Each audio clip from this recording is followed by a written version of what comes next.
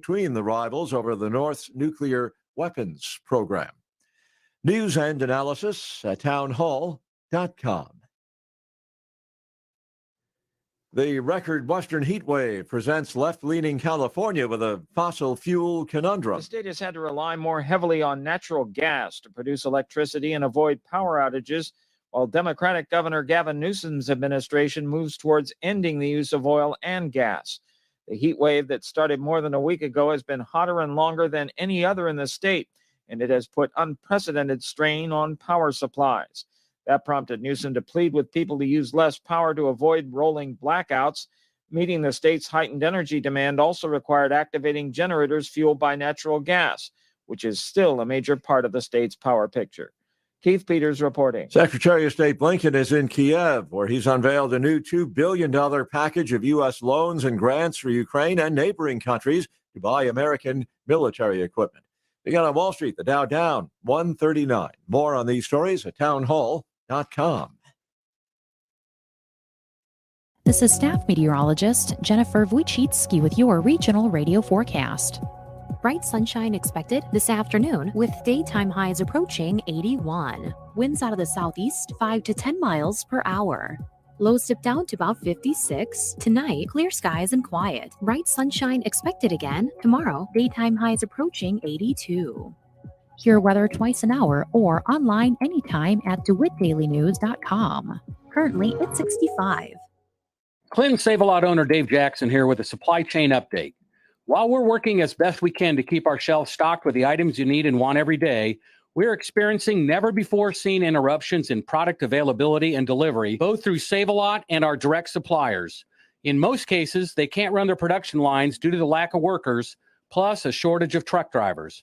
Despite all that, we're working to keep the meat, produce, and other products you buy in stock and on our shelves every day. Your Clinton Save-A-Lot appreciates your business, and we hope to see you soon.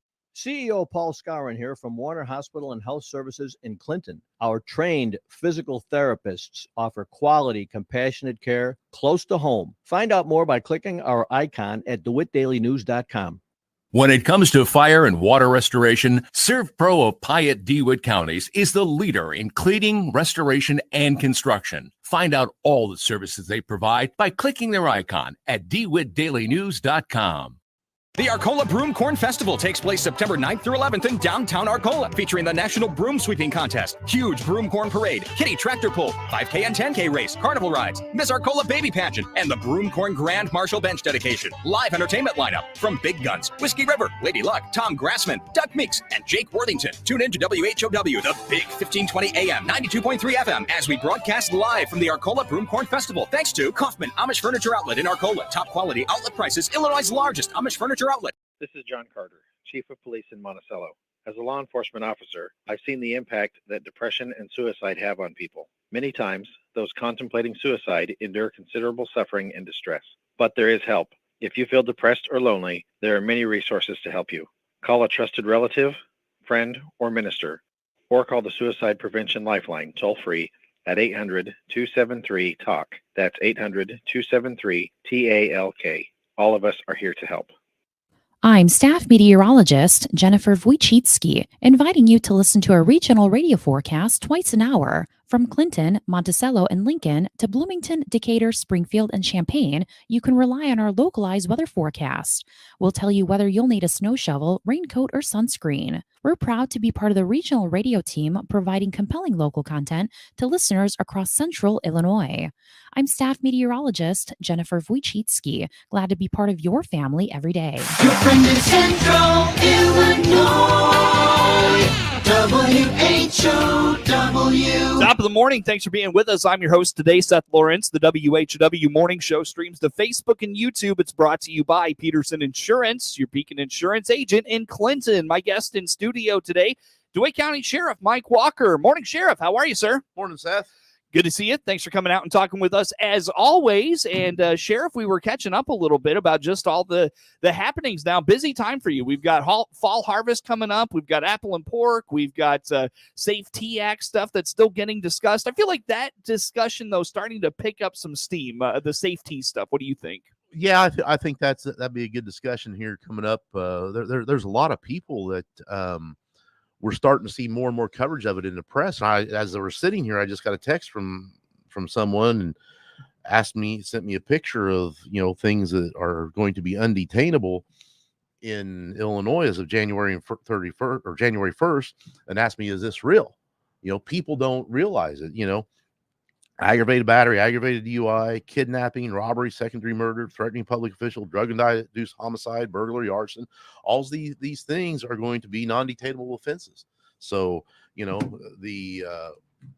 it's going to be very difficult to be able to keep someone in jail for certain things, not to mention the lower class misdemeanors that are going to be a situation where officers is going to be able to issue a citation and move on. So like what kinds of offenses there? Well, for example, trespassing. Say somebody comes to your house and thinks you got a nice front yard and be a nice place to pitch a tent and stay for a while, and you walk out and say, hey, you're trespassing, you need to leave. You call the police, we're going to come, we're going to issue them a citation for no trespassing, we're going to be on our way. We can no longer forcibly remove people. So it's going to cause a lot of problems. One of the biggest fears I have is, hopefully these things don't happen in our community, but you get somebody who goes out and squats on some farmer's land or in somebody's yard, and we can't do anything about it. I think there's a potential that some good people could take the law in their own hands, and now they're in trouble. That's what I wondered. Gun ownership downstate is pretty significant. And growing all the time, Seth. Yeah. So, and with those types of things you're talking about there, Sheriff, how does that impact, say, like domestic disputes where you've got maybe a parent who has a restraining order against a family or something of that nature, or someone has a restraining order against an ex-spouse, an ex-girlfriend or boyfriend? How about those things? Well, I think we're in uncharted territory, and even the state's attorneys throughout the state are trying to get those answers, and there's a lot of answers that we don't have yet. Mm-hmm. And one of the things that concerns us as law enforcement is, how many times do you see or hear somebody, the cops aren't doing anything? Well, they think we're not doing anything because we arrest somebody, we take them to jail, bond is set, they post bond, they're out in a couple hours. Well, yes, we did do something. Once we make your arrest and put the person in jail, bond is set, they can post bond, and then it's up to the court system. It's up to the state's attorney to file the charges. It's up to the state's attorney to go ahead and follow through with those charges, and the court system to sentence them. Mm-hmm. What's funny about that situation is you talk to police, they are frustrated that things are not getting done. That's kind of, and that's what's kind of lost in translation with a lot of that, is that you get those circumstances you just outlined where you arrest someone, they go to jail, then they're out, and this no bond thing is going to put them out even faster. The police want those people off of the community streets. That's why they got into law enforcement. That's their job. And they're frustrated when that doesn't happen, and they're back out, committing more crime and doing other things and all of that. It is very demoralizing, even in the system we have now, because you got guys that work their tails off to put together a good case, and then it goes over the court system, and then there's a plea bargain to where maybe it's an aggravated battery on a police officer, and then it's dropped down to maybe just a simple battery, and I don't know, $500 fine, a year's probation, and move on. And then we're dealing with these same people over and over again, and there's a lot. There's several places that are already doing this. New York is one, California's another. Cook County, yeah. That's the state's attorney up there, Kim Fox. She refuses to prosecute things or letting people out. I read an article on Fox News the other day. I believe it was Yolo County, California.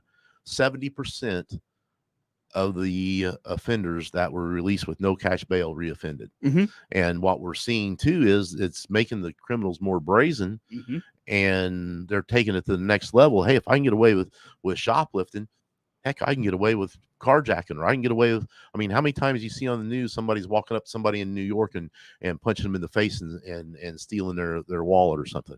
I mean, these things are happening over and over again, and law enforcement's going to be doing the best we can. We're going to do what we can within the law, but our hands are going to be tied. I mean, this is basically, they had the whole defund the police thing, and that started to backfire. So now this is, rather than defund the police, we're just going to make it to where there's no consequences. When it comes to what you tell victims, how do you handle, their safety in these situations, Sheriff? The only thing we can tell them is, hey, this is the laws that the legislators put into place, and the only way that if you want to get these things changed is go to the ballot box. There's a lot of I think there's a lot of people on both sides of the aisle that oppose this.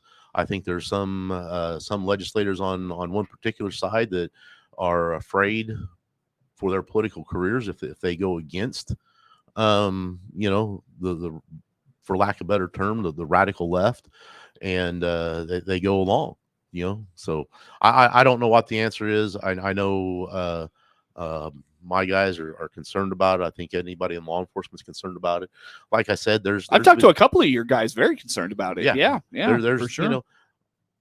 Like I've said before, anybody that has been in law enforcement any amount of time, if you can't accept the fact that there does need to be some changes in some areas, you're fooling yourself. We always got to progress as a society, as a profession. But the thing is, right now, I agree. What their argument is it's not fair for people to sit in jail on a minor offense for months at a time because they can't come up with, say, $100 bond. I agree. That's not right. But we have, in 2018, we had a bail reform act where certain offenses, people would be their bond would be set, and then they would earn $30 a day credit towards their bond. Right. By doing that, if the judge sets their bond at $210, 7 days they're out. So right. You know what? They're not staying that extended period of time like they used to, but there is some consequences for their actions. Sure. Sheriff, when you talk about the safety legislation, this was done back in was it late last year, early this year? 2019, 2020. I can't remember for sure. Is that when that far back? It's been like a 3-year process. Why is this just now starting to be talked about so significantly? And why wasn't there much outcry at the beginning? Well, what do you think the dynamics were there? There was outcry in certain circles. It was just a situation where we were able to they were able to suppress it. I think a lot of people looked at the Safety Act and saw these certain things go into effect on this date. These things go into effect on this date. It's setting you on down the line, just like body cameras. That's not going to be fully in effect until, I believe, July or January of 2025 is when all law enforcement agencies are going to be required to have body cameras. Okay. So I think it's went in steps, and as we phase in more things, more things, and this cash bail thing is one of the biggest things that has gotten people's attention. But like I told you off there, people just don't realize this is coming. And like I said, I gotta, just as we were sitting here, is this real? People can't believe that second-degree murder, you can kill somebody and you could possibly be released. In Chicago, you kill somebody, you're out. You're out. I mean, and they're back doing it again. I mean, I know you were talking about what you're seeing in all these parts of the country. There's a website in Chicago that keeps track of every criminal that is released. Do they reoffend? And it has numbers and what they do, and it's crazy. For example, the runner, the female runner was. That's what I was thinking. I was surprised you didn't bring that up. And murdered, just that chicken in Memphis. Yeah, he was just released. Yeah, and then the guy who went on Facebook, started shooting people yesterday or the day before. Yeah, he got sentenced to 3 years in I believe it was Tennessee. Did 11 months and is out on a serious crime. I mean, that's the thing. We're getting these people that are committing serious crimes, and there's no consequences, right? And when you don't have consequences, just like I said, you gotta, when you're raising your kid, if you tell your son or daughter not to do something, and then they do it and you don't correct them, well, guess what? They're going to do it again. If you told them not to eat any M&Ms and he eats one, well, guess what? Hey, I got away with one. Now I'm going to go with two. Then I'm going to go 3. It's just human nature. I mean, people can argue whatever they want. It's just human nature. We are always going to push the envelope and try see what we can get away with. For sure. Sheriff, final thoughts on this? Hopefully we can get some people together and do something with some trailer bill legislation in the fall. The frustrating thing for everybody in law enforcement, as I said this at an event Tuesday with candidate Bailey, we're frustrated because a lot of these things have been put into place and decided upon by people who've never had any experience in law enforcement. And the analogy I use is like, that's like having a proctologist ask a plumber what they should do.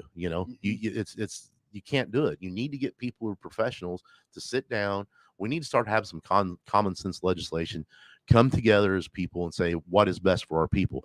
Get rid of this party politics crap. I'm a Republican, but I've been elected to serve and protect every citizen in DeWitt County. I don't care if you're Republican, Democrat, you call me, I'm going to listen to you, and we're going to do what we can to make this community as safe as we can. Sure. Sheriff, let's take a time out here with that and come back with some more. DeWitt County Sheriff Mike Walker, my guest in studio. More to come with him on the WHOW Morning Show. WHOW. Baum Chevrolet Buick also has transportation options in Farmer City. This is Scott Baum. Baum Motor Company in Farmer City has been open since 2002. We have used cars and trucks, SUVs and crossovers to fit your transportation needs. We also have a convenient service option for maintenance and repairs, plus trailer sales and trailer rentals. Come see Chase Stevenson, Taylor Kennedy for sales, and Matt French for service. Baum Motor Company in Farmer City, right from the start. Your own home without the maintenance. If you're 55 or better, a beautiful Liberty Village villa could be yours. This is Erin, and I invite you to come take a tour of our move-in ready villa. Click the Liberty Village icon at DeWittDailyNews.com. Simply the finest. DeWittDailyNews.com is the area's leading local news source 24 hours a day, 7 days a week. Get the latest local news, obituaries, police blotter, weather forecast, and more with no paywall. Head to DeWittDailyNews.com to get the local information you need to know. You want to feel important. You want to be part of something bigger, something that matters and can help change things. You want to feel like you belong. We know. We felt that way too. And that's why we did something about it. We aren't just Army National Guard soldiers. We are normal people just like you. But our part-time service in the Army National Guard means we get to be more. When our communities are in need, we get the chance to stand up and do something about it. We get to serve in our own region and help the people we call neighbors. From the lake shores of Ohio, Michigan, Wisconsin, and Minnesota, the fertile fields of Indiana, Illinois, and Iowa, to the wide open plains of North and South Dakota. We are here for our hometowns. And together, we can make a difference. Take on your legacy. Visit NationalGuard.com to find out more. Sponsored by the Illinois Army National Guard. Aired by the Illinois Broadcasters Association and this station.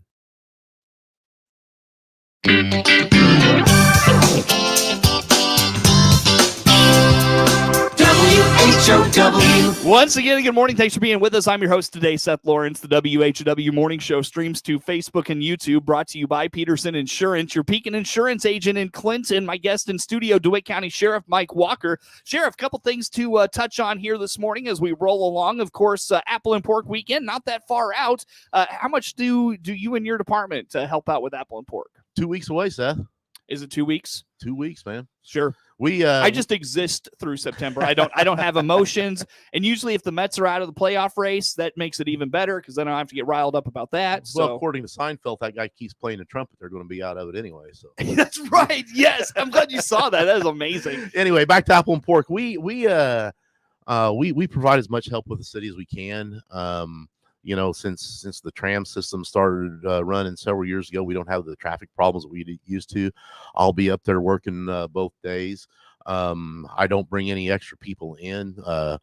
especially at this point, simply because we're still short staffed, and I start mandating people to come in on those days. They're getting less time off and stuff. So usually what I do is I come in and I'll work 8-10 hours that day, and then on both days, and then our guys who are our regular road patrol guys, I'll have them make sure they make their presence known up there as Now, much as Sheriff, possible. don't kid the people out there, okay? You working 8 to 10 hours on Apple and Pork weekend is sitting, nice and comfy under that shaded area. I'll be on duty. Let's put it that way. All right. Hopefully things go smooth. All right. And we don't have to do a whole lot of work. The only person that does less than me on that day has been Lounge. I was just saying, you're not rolling with the chief in that golf cart up and down Center Street. So that's amazing. So Apple and Pork weekend, though, just some reminders for folks coming to town, safety stuff. How about some of that? Well, the best suggestion that I can have is for anybody coming to town is, take advantage of the shuttle system. Park out at the high school. You can get in and out of town easy. Get on that shuttle. They take you up to the square or up to the actual festival itself, and take advantage of it. It's a great deal. And the other thing is, a lot of people who come to town that do park out there at the high school see all the activities going on over at the antique mall, and there's a lot of people think that is the festival. Right. That's part of it, but the actual festival itself is up at the homestead, and hopefully we'll have great weather and great crowds, and continue to get that thing revived after being off a couple years ago. How much do you have to chip in on helping with the head count? Well, that's that. I help. I was with Chief Reedy when he developed this system. Yeah. And I don't know if Chief Lowers has divulged that system, but it is highly scientific. Yeah, that's what I hear. A lot of ciphering in there. Yeah. You go back. I didn't know if you were in on the secret or not. I am. I have been for several years. You're Sheriff. I'm Walker. privileged. You're Sheriff Walker, of course you are. But no, Sheriff, as we talked this morning, of course, Apple and Pork right around the corner.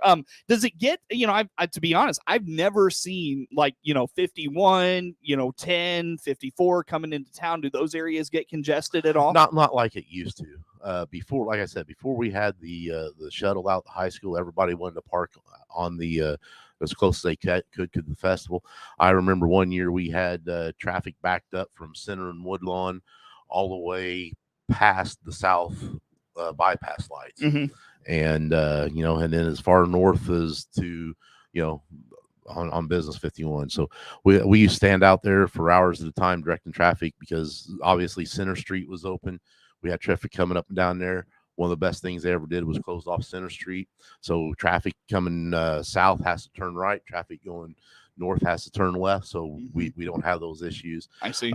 Basically, we're there in case there's any type of emergency. And we got a lot of emergency services on scene. We got the fire department is there with a couple of rigs, and the ambulance is there. So hopefully we don't have to utilize those people. We usually do several times over the weekend, but it's nice to know they're there, and hopefully everything goes smooth. Sheriff, how about harvest safety and those sorts of things? Well, it's going to be here before we know it. I think it's going to be a little bit later this year. I'm no farmer, worked for one when I was younger, but out driving around, it looks like the corn's not turning as fast as it has in past years.